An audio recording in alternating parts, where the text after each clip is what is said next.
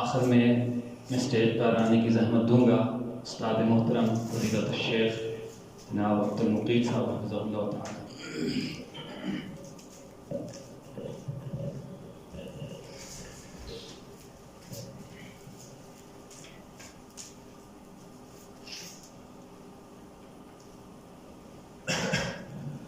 الحمد لله رب العالمين والصلاة والسلام على سيد الأنبياء وخاتم النبيين وعلى آله وأصحابه وأتباعه أجمعين إلى يوم الدين. أما بعد، جنات آسمان تک پہنچ کر آسمان کی کچھ خبریں حاصل کر لیا کرتے تھے اور پھر وہ خبریں دنیا میں پھیلاتے، اپنے دوستوں کو بتاتے، وہ دوست آگے لوگوں کو بتاتے اور لوگوں کے اندر یہ معروف ہوتا کہ یہ غیب جانتے ہیں. اچانک یوں ہوا کہ آسمان کے پہرے سخت ہو گئے. جنات جب آسمان کی خبریں لینے جاتے تو آسمان کی طرف سے ایک شعلہ، ایک ستارہ ان پہ ٹوٹتا جو ان کو بھگا دیتا. وہ آسمان کی خبریں چرا نہ سکتے، حاصل نہ کر سکتے. اس بات پہ انہیں تشویش لاحق ہوئی، آخر وجہ کیا ہے، سبب کیا ہے کہ آسمان کے پہرے اتنے سخت کر دیے گئے ہیں. ہمیں اب وہ خبریں حاصل نہیں کرنے دی جاتی. دنیا میں گھوم کے پھر کے دیکھو کہ کیا نیا واقعہ ہے، حادثہ ہے کہ جس کے لیے اتنا اہتمام ہو رہا ہے، جس کے لیے اتنے پہرے سخت کیے جا رہے ہیں. نبی مکرم صلی اللہ علیہ وسلم وادی نحلہ میں صحابہ کو نماز پڑھا رہے ہیں. جنات کا ایک گروہ آپ کی طرف آتا ہے، قرآن کی تلاوت سنتا ہے، مومن و مسلم ہوتا ہے اور اس بات کا یقین کر لیتے ہیں جنات کہ اگر آسمان کے پہرے اتنے سخت ہوئے ہیں تو اس کی بنیادی وجہ اس کتاب کا نزول ہے، اس کے نزول کے لیے اہتمام ہے. اور یہ بات جنات ہی کے الفاظ میں اللہ نے قرآن میں کہی ہے، وَأَنَّا لَمَسْنَا السَّمَاءَ فَوَجَدْنَاهَا مُلِئَتْ رَسَبًا شَدِيدًا وَشُعُبًا وَأَنَّا كُنَّا نَقْعُدُ مِنْهَا مَقَاعِدَ لِلسَّمْعِ فَمَنْ يَسْتَمِعِ الْآنَ يَجِدْ لَهُ شِهَابًا رَصَدًا. کہ ہم نے آسمان کو چھوا ہے، دیکھا کہ سخت پہرے داروں سے اس کو بھر دیا گیا ہے اور شعلوں سے اسے بھر دیا گیا ہے. ایک وقت ایسا تھا کہ کُنَّا نَقْعُدُ مِنْهَا مَقَاعِدَ لِلسَّمْعِ، ہم آسمان کی مختلف جگہوں میں آسمان کے فیصلے سننے کے لیے بیٹھا کرتے تھے. لیکن اب فَمَن يَسْتَمِعِ الْآنَ يَجِدْ لَهُ شِهَابًا رَصَدًا، اب جو بھی سننے کی کوشش کرے گا وہ اپنے لیے ایک تیار شعلہ پائے گا جو اس کا پیچھا کرے گا اور اس کو آسمان کی مکمل خبریں سننے نہیں دے گا۔ یہ اہتمام اللہ تعالیٰ نے قرآن کریم کے نزول کے لیے کیا ہے، کہ اس شریعت اسلامیہ کے لیے کیا ہے کہ جس نے قیامت تک باقی رہنا ہے، تاکہ کہیں بھی اس میں کوئی ملاوٹ اور آمیزش کا راستہ نہ رہے۔ اسی لیے کہا کہ لا یاتیہ الباطل، باطل اس قرآن کے پاس آ نہیں سکتا، نہ اس کے آگے سے آ سکتا ہے نہ پیچھے سے آ سکتا ہے، کسی طرف سے باطل اس میں شامل اور داخل نہیں ہو سکتا، اس لیے کہ اس کی حفاظت کی ذمہ داری خود مالک کائنات نے لی ہے، اور اس کے لیے اہتمام خود رب ذوالجلال نے کیا ہے۔ تو اس کے نزول پر بھی اللہ کا اتنا اہتمام۔ پھر جبریل علیہ السلام لانے والے جو ہیں وحی کو، وہ شدید قوت والے بھی ہیں کہ کوئی راستے میں کوئی ان سے چھین نہ سکے، کوئی ان کے ذریعے ملاوٹ نہ کر سکے، کہ اللہ نے کہا ہے علمہ شدید القویٰ ذو مرۃ فاستویٰ، سخت قوت کے مالک جبریل نے محمد کریم صلی اللہ علیہ وسلم کو قرآن سکھایا ہے۔ اور پھر قوت والے بھی ہیں اور امانت دار بھی ہیں، ان کا لقب ہے روح الامین، نزل بہ الروح الامین، روح الامین، امانت دار ان کا لقب اور تخلص ہے۔ پھر محمد کریم صلی اللہ علیہ وسلم نے امت تک پہنچایا،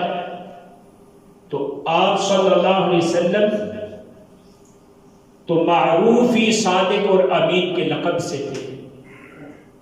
کہ آپ صلی اللہ علیہ وسلم نے اللہ کی یہ امانت من وعن امت تک پہنچائی ہے۔ اس لیے ہمیں یہ بات سمجھنی چاہیے کہ جو کتاب ہدایت اللہ نے ہمیں عطا کی ہے،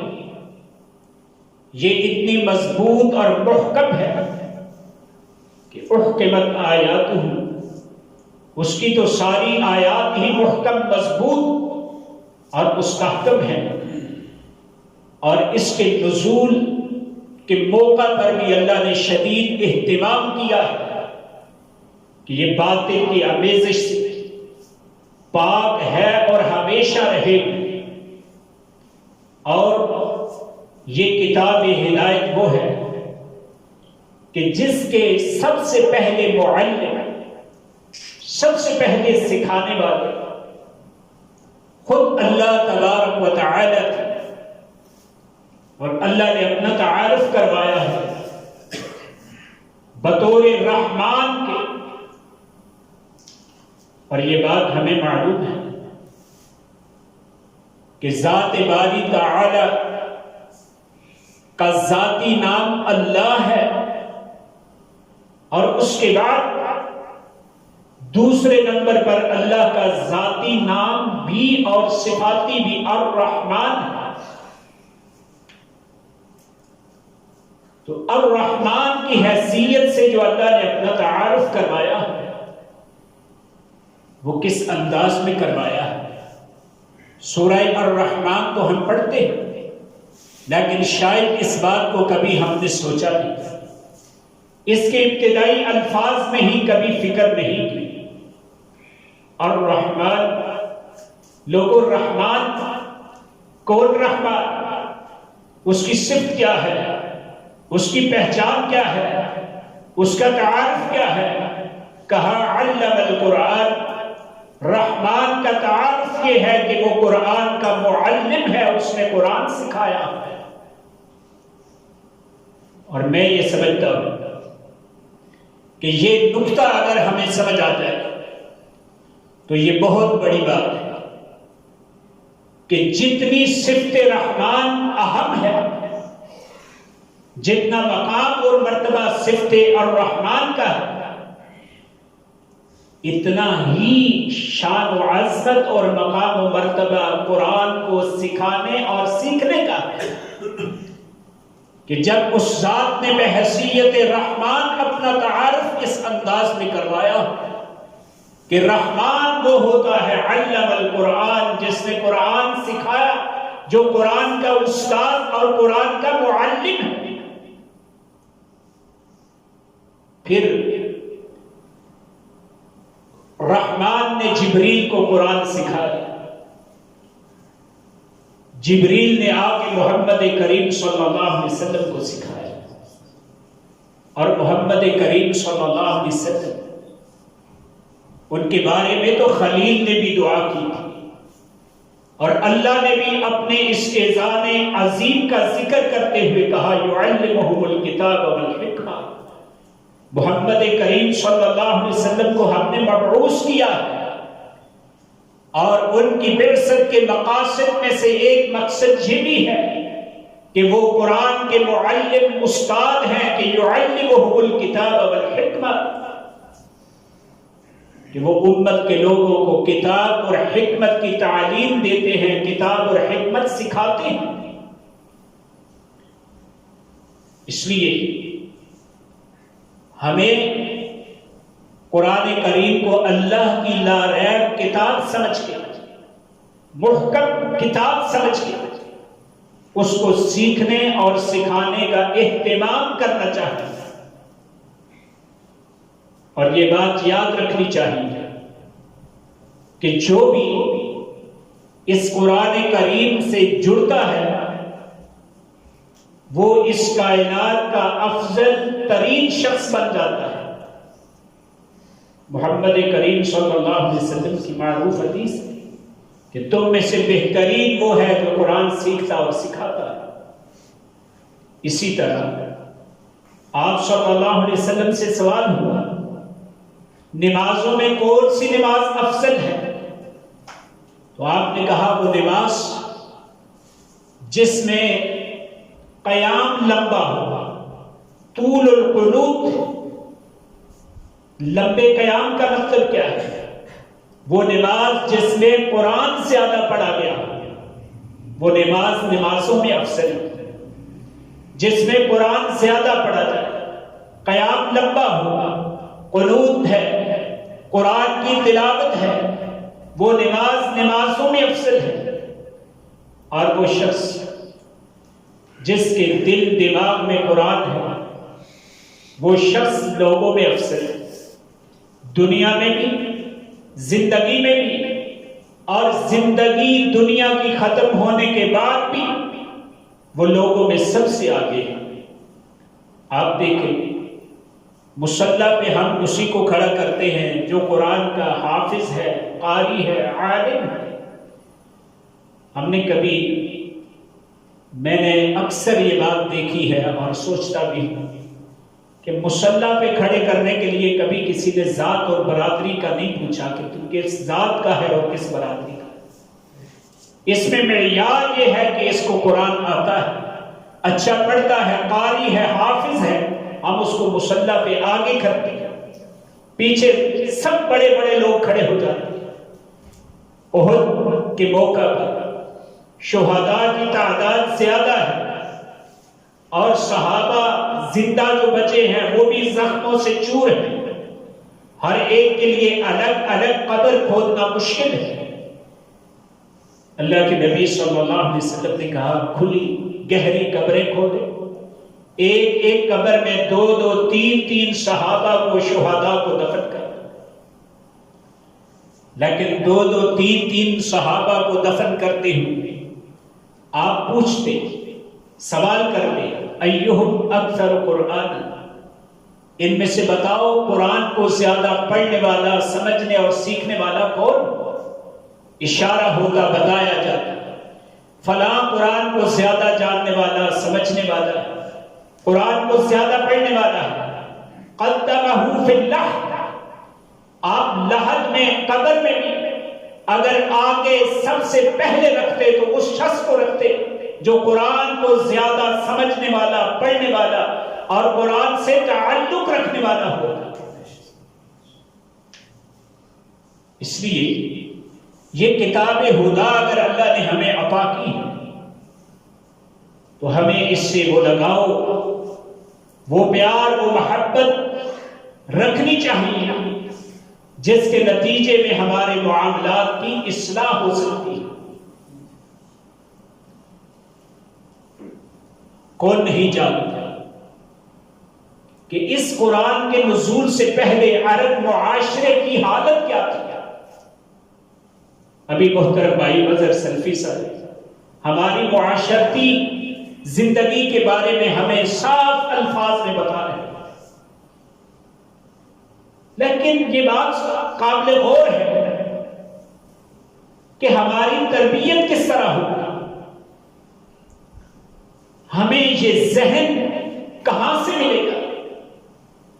تو ہمیں یہ بات معلوم ہے کہ عرب معاشرہ جتنا بگڑا ہوا تھا، شاید تاریخ انسانیت میں اتنا بگڑا ہوا معاشرہ کبھی انسان نے نہ دیکھا۔ چوری، ڈکیتی، رہزنی، بدکاری، عیاری، پھر ایک دوسرے کے حقوق کی پامالی، معمولی باتوں پر سال ہر سال کی جنگیں، اور وہ جنگیں نسل در نسل منتقل ہونا، یہ اس معاشرے کا انداز تھا اور وتیرہ، اور یہ اس معاشرے کا فخر تھا۔ لیکن یہ قرآن ہی تھا جس کے ذریعے محمد کریم صلی اللہ علیہ وسلم نے اس معاشرے کو سدھارا، اور اللہ نے کہا ہے ہم نے اسی لیے اس کو نازل کیا لتخرج الناس، تاکہ آپ لوگوں کو اندھیروں سے نکالیں، آپ لوگوں کو معاشرے کی قباحتوں سے، گراوٹ سے اٹھا کے آسمان کی بلندیوں تک پہنچا دیں۔ اسی قرآن میں ہمارے معاشرتی زندگی کی اصلاح ہے، ہمارے معاملات کی اصلاح ہے، لیکن کیسے؟ اللہ نے تو اس کی شان بیان کی ہے، انما المؤمنون الذين اذا ذكر الله وجلت قلوبهم واذا تليت عليهم آياته زادتهم ایمانا۔ مومن وہ ہے قرآن پڑھا جائے تو ان کے دل نرم ہو جاتے ہیں، جب اللہ کی آیات پڑھی جائیں، تلاوت کی جائیں، ان کے ایمان میں اضافہ ہوتا ہے۔ اب ایمان میں اضافہ کیسے ہوتا ہے؟ ایک تو عقیدہ مضبوط اور مستحکم ہوتا ہے، دوسرا اس کے اعمال کی اصلاح ہوتی ہے۔ اہل السنہ والجماعت کے عقیدے کے مطابق اعمال ایمان میں شامل ہیں، اعمال کی اصلاح ہوتی ہے جب قرآن کی تلاوت کی جاتی ہے۔ لیکن یہ کب ہوگا؟ میں پورے یقین اور اہتمام اور اعتماد سے یہ بات کہتا ہوں کہ ہم نے قرآن سنا ہے، پورا نہیں تو اکثر سنا ہے، کبھی کبھی غیر حاضر بھی ہو جاتے ہیں۔ پورا قرآن سن کے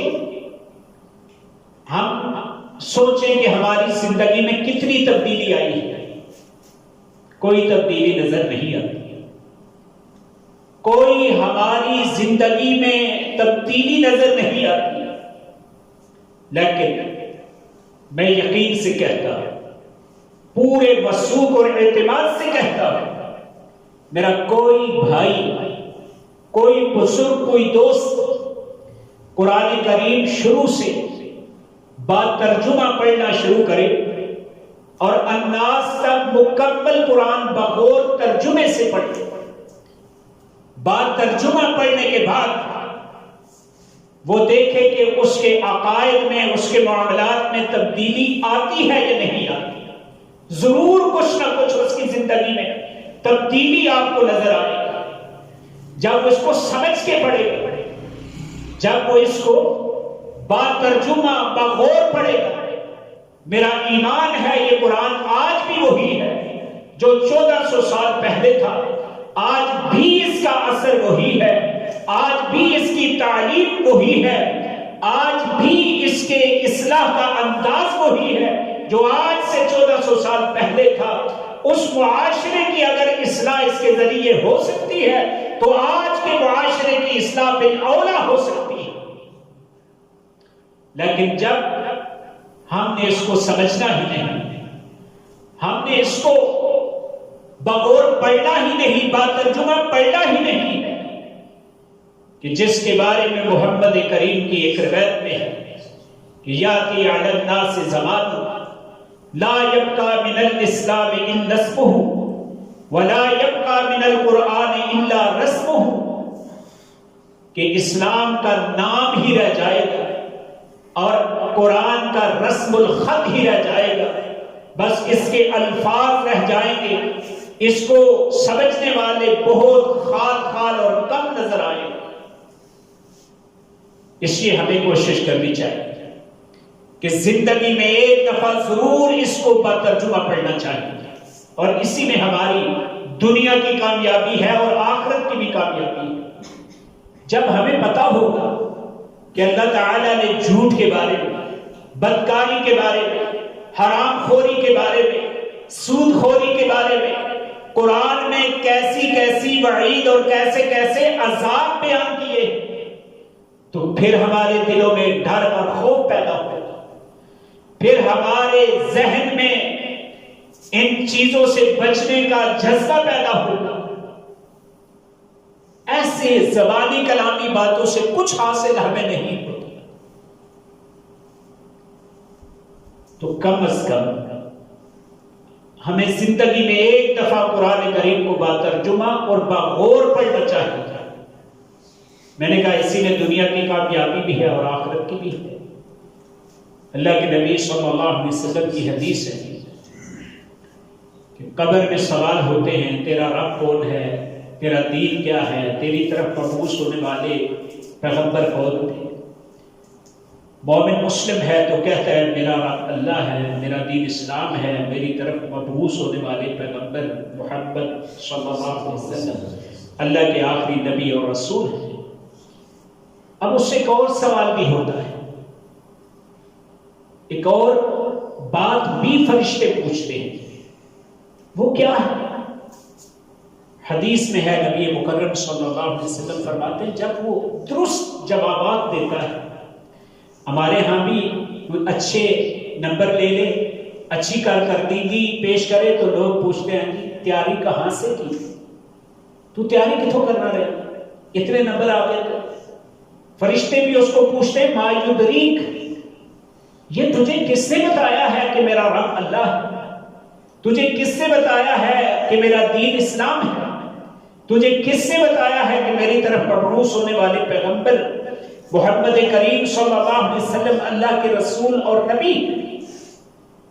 تو نے تیاری کہاں سے کی ہے اس امتحان کے لیے؟ تو آپ فرماتے ہیں، وہ کہتا ہے قرأت کتاب اللہ ہے، اللہ کے فرشتوں میں نے اللہ کی کتاب کو پڑھا تھا، اور جو اس میں تھا میں نے اس کو سیکھا، اس کو سمجھا، اس کو جانا تھا۔ مجھے اللہ کی کتاب نے بتایا ہے تیرا رب کون ہے، اس کی شان، اس کی عظمت، اس کا مقام، اس کا مرتبہ کیا ہے۔ مجھے اللہ کی کتاب نے بتایا ہے کہ تیرا دین کیا ہے، تیری معاشرت کیا ہے، تیرے معاملات کیا ہے۔ مجھے کتاب اللہ نے سکھایا ہے میرا دین، لیکن کب جب ہم کتاب اللہ سے دین سیکھیں گے، معاشرت سیکھیں گے، معاملات سیکھیں گے، تب ہم یہ بات کہہ سکتے ہیں کہ قرأت کتاب اللہ۔ اب اس کے مقابلے میں دوسرا آدمی فیل ہونے والا، ناکام، راسب، نہ اس کو یہ پتا ہے میرا رب کون ہے، نہ یہ جانتا ہے میری طرف مبعوث ہونے والے شخص کون، نہ یہ جانتا ہے میرا دین کیا ہے، زندگی گزارنے کا طریقہ کیا ہے۔ اس کو فرشتے کیا کہتے ہیں؟ لا تلیت ولا دریت، نالائق، کتاب تو موجود تھی تیاری کے لیے، اس امتحان کی تیاری کے لیے کتاب موجود تھی، لیکن لا تلیت، نہ تو نے اس کتاب کو پڑھا ہے، ولا دریت، نہ تو نے اس کو سمجھا ہے۔ اگر اس کو پڑھا ہوتا، سمجھا ہوتا، تو آج تو قبر کے اس امتحان میں فیل نہ ہوتا۔ اس لیے ہمیں اس امتحان کا خیال اور فکر کرنی ہوگی،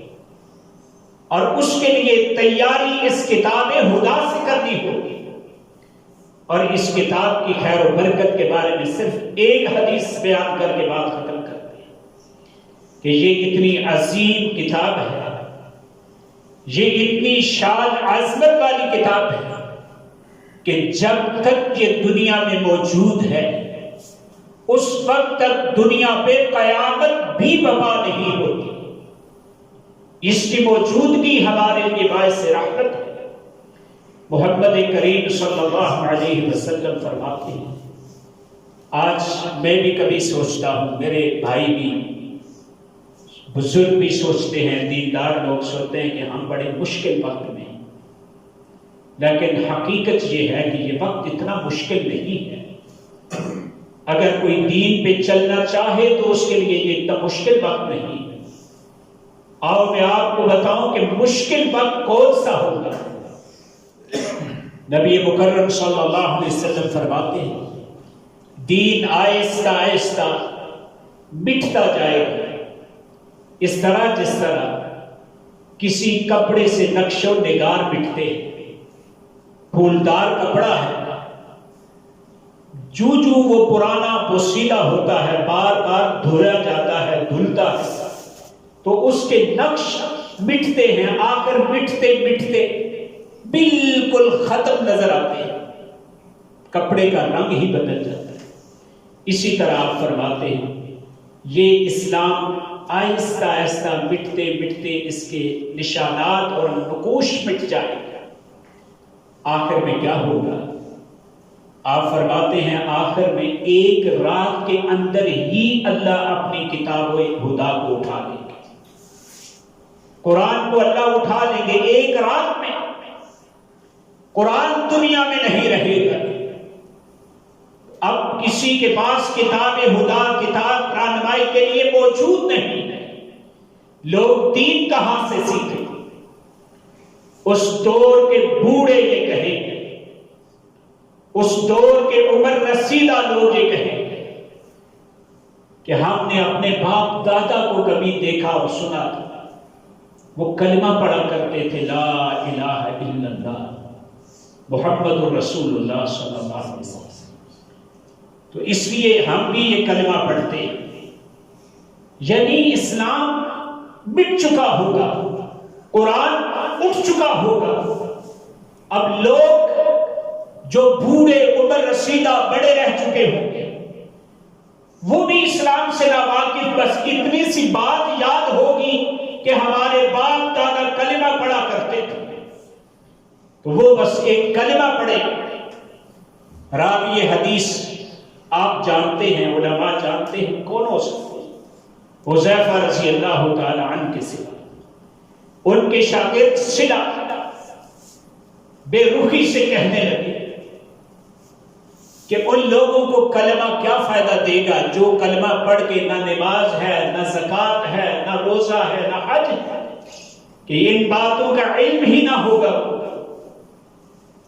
حذیفہ کہنے لگے وہ دور اتنا مشکل ہوگا کہ ان کے لیے یہ کلمہ ہی کافی ہوگا۔ تو کہنے کا مطلب یہ ہے کہ جس دور میں اور آپ ہیں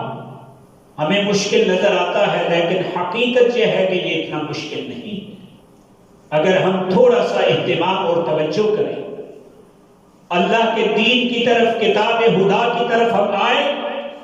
تو کوئی مشکل نہیں ہے۔ دوسری بات،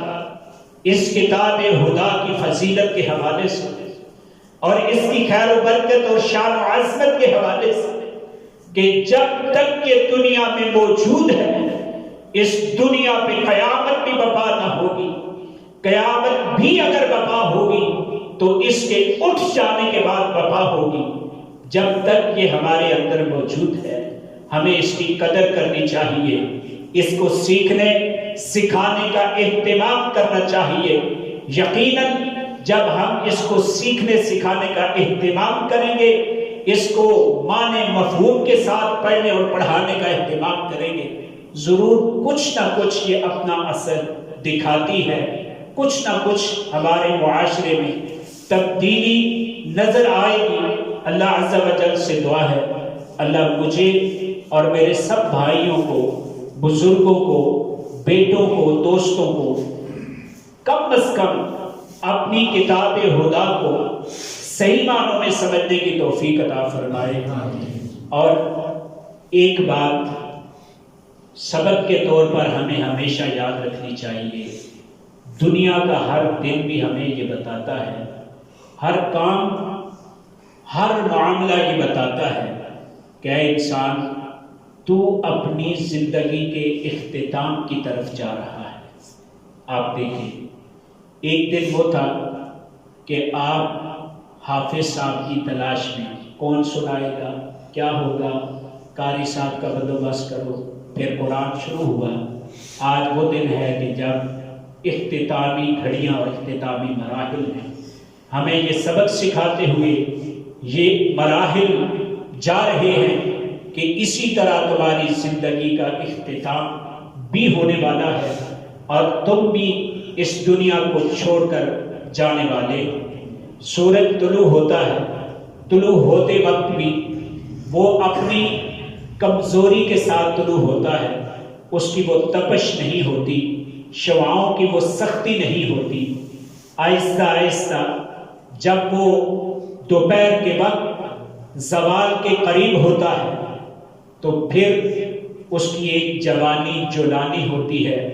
اور اس میں ایک شدت حدت ہوتی ہے اور سختی ہوتی ہے، پھر زوال ہوتا ہے۔ زوال کا معنی آپ جانتے ہیں، ہر روز سورج زوال ہوتا ہے، لیکن میں اور آپ نہیں سوچتے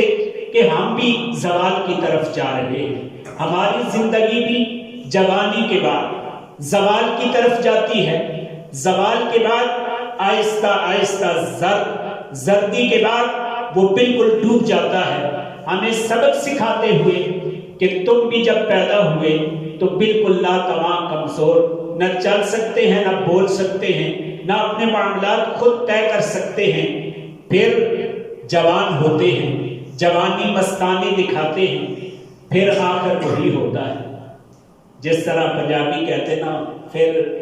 بوڑھ بوڑھا ہویا شیر جوان، ٹور سکے نہ بن سوٹی، تو پھر وہی حال ہوتا ہے۔ اللہ ہمیں سوچنے سمجھنے کی توفیق عطا فرمائے۔ جو سنا ہے سنایا ہے، میرے سنانے والے بھائیوں کا سنانا اور میرا سنانا اور آپ بزرگوں کا سننا اللہ قبول و منظور فرمائے۔ اور اس میں اگر ہم سب سے کوئی خطا اور لغزش ہوئی ہے تو یقیناً ہمارے انسان ہونے کے حوالے سے ہم خطا کار گناہگار ہیں۔ اللہ سے التجا ہے وہ خطا و لغزش ہمیں معاف فرمائے، اور اگر کوئی خوبی تھی، اچھائی تھی تو وہ خالص اللہ کی طرف سے تھی۔ اللہ سے التجا ہے اللہ اس کو قبول و منظور فرمائے۔ الحمدللہ رب العالمین والصلاة والسلام علی سید الانبیاء وخاتم النبیین وعلی آلہ وصحبہ واتباعہ اجمعین الی یوم الدین۔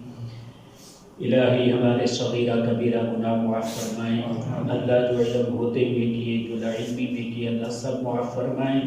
اللہ ہم اپنے گناہوں کا، خطاؤں کا اقرار اعتراف کر کے معافی مانگتے ہیں، اللہ معاف فرما۔ رحیم اللہ ہم پہ رحم فرما، کریم اللہ ہم پہ کرم فرما۔ اللہ یہ رمضان المبارک کا بابرکت مہینہ، اللہ اس کے آخری ایام ہیں، اللہ ہم نے تیرا قرآن سنایا ہے، اللہ ہمارے سننے سنانے میں ہزارہا غلطیاں اور کوتاہیاں، اللہ تو ہماری کوتاہیوں سے درگزر فرما اور ہماری حسنات کو قبول فرما۔ اللہ تجھے تیرے سبحان ہونے کا واسطہ، اللہ ہم تو عیوب نقائص سے بھرے ہوئے، اللہ تو سبحان ذات ہے، اللہ تو ہماری کوتاہیاں معاف فرما، اللہ تو ہماری لغزشیں اور خطائیں معاف فرما، اللہ تو ہمارے حالات پہ رحم فرما، اللہ جو گناہ ہم جانتے ہیں وہ معاف فرما،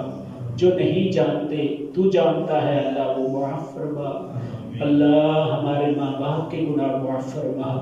اللہ ہمارے بہن بھائیوں، ہمارے عزیز اقارب دوست احباب کے گناہ معاف فرما، اللہ سب پہ رحم فرما، اللہ سب پہ رحم فرما۔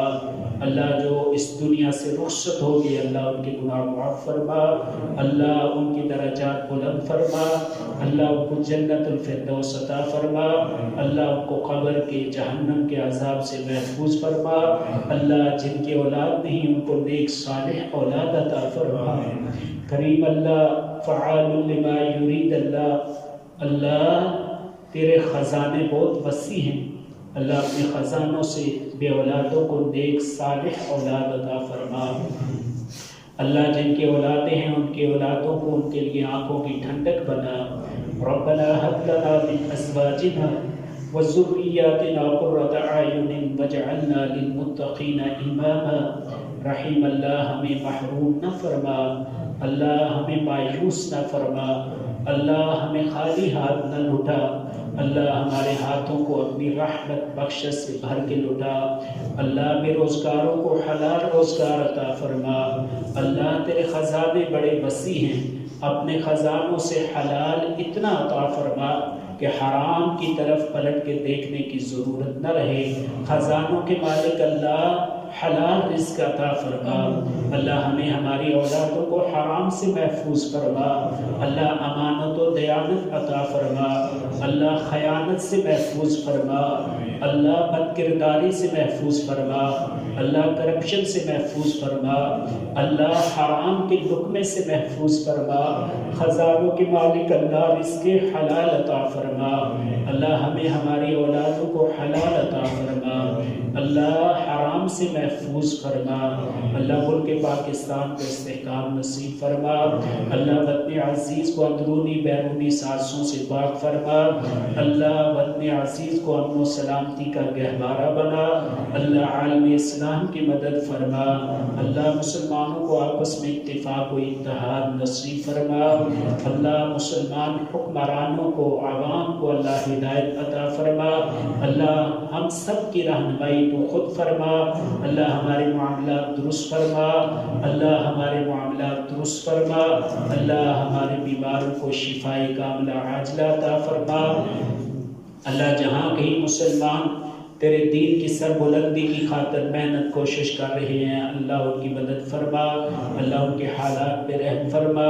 اللہ ان کے لیے آسانیاں فرما، اللہ یقیناً ہم رمضان کے مہینے سے وہ فائدہ نہ اٹھا سکے جو ہمیں اٹھانا چاہیے، اللہ جو بھی ہم نے عبادات کی ہیں اللہ تو اپنے دربار میں قبول و منظور فرما، اللہ قبول فرما، اللہ قبول فرما، اللہ ہماری عبادات قبول فرما، اللہ جو کمی کوتاہی رہ گئی اللہ اس کو معاف فرما، اللہ تیرا قرآن سنایا گیا اللہ سنانے والوں کا سنانا قبول فرما، سننے والوں کا سننا قبول فرما، اللہ سنانے والے قاری صاحب جو ہیں ان کو ان کے خاندان کے لیے باعث برکت بنا، اللہ ان کی پریشانیاں دور فرما، اللہ جو بزرگ بھائی دوست احباب پیچھے کھڑے ہو کر سنتے رہے اللہ ان کا سننا قبول فرما، اللہ ان کے سننے کو باعث برکت بنا، اللہ ان کے قیام کو قبول فرما، اللہ مزید نیکی کی توفیق عطا فرما، اللہ اس مسجد کو ہمیشہ تا قیامت آباد فرما، اللہ اس کے معاملات میں برکت عطا فرما، اللہ اس کے لیے ترقی اور مزید بہتری کے لیے اللہ راستے آسان فرما، اللہ جو لوگ بھی تیرے گھر کی آبادی کے لیے محنت کرتے ہیں اللہ تو ان پہ اپنا خاص فضل و کرم نازل فرما، اللہ ان کے معاملات درست فرما، اللہ ان کی پریشانیاں دور فرما، اللہ جن لوگوں نے اس کی بنیاد رکھی اللہ ان کی مغفرت فرما، اللہ ان کے درجات بلند فرما، اللہ یہ نیکی قبول و منظور فرما، الہی ہم التجا کرتے ہیں اللہ یہ خیر و برکت کا مہینہ اور خیر و برکت کے لمحات ہیں اللہ تجھ سے التجا ہے اللہ ہم پہ رحم فرما، اللہ اپنی رحمت کی لپیٹ میں ہمیں لپیٹ لے، اللہ اپنی خاص رحمت ہمیں عطا فرما، اللہ ہم تیری رحمت کے محتاج ہیں، اللہ ہمارے اعمال اتنے اس قابل نہیں کہ ہم پیش کریں، اللہ تجھ سے تیری رحمت کا سوال ہے، اللہ اپنی رحمت کے ساتھ ہی ہم پہ رحمت فرما، اللہ اپنی بخشش سے ہی ہمیں بخشش عطا فرما، اللہ اپنی بخشش سے ہی ہمیں بخشش عطا فرما۔ ربنا ظلمنا انفسنا وان لم تغفر لنا وترحمنا لنكونن من الخاسرين، اللهم اشف مرضانا ومرضى المسلمين، اذهب الباس رب الناس واشف انت شافي، لا شفاء الا شفاؤك شفاء لا يغادر سقما، اللهم تب علينا قبل الموت وارحمنا عند الموت ولا تعذبنا بعد الموت وهون علينا سكرات الموت، اللهم يا خالق الموت والحياة يا عالم الغيب والشهادة أنت ولينا في الدنيا والآخرة، توفنا مسلمين وألحقنا بالصالحين، ربنا اغفر لنا ولإخواننا الذين سبقونا بالإيمان ولا تجعل في قلوبنا غلا للذين آمنوا ربنا إنك رؤوف رحيم، ربنا اصرف عنا عذاب جهنم إن عذابها كان غراما إنها ساءت مستقرا ومقاما، اللهم إنا نسألك الجنة الفردوس، اللهم إنا نسألك الجنة الفردوس، اللهم إنا نسألك الجنة الفردوس، اللهم إنا نسألك الجنة وما قرب إليها من قول وعمل، ونعوذ بك من النار وما قرب إليها من قول وعمل، وأسألك من الخير كله عاجله وآجله ما علمنا منه وما لم نعلم، ونعوذ بك من الشر كله عاجله وآجله ما علمنا منه وما لم نعلم، ربنا تقبل منا إنك أنت السميع العليم وتب علينا إنك أنت التواب الرحيم، سبحان ربك رب العزة عما يصفون وسلام على المرسلين والحمد لله رب العالمين.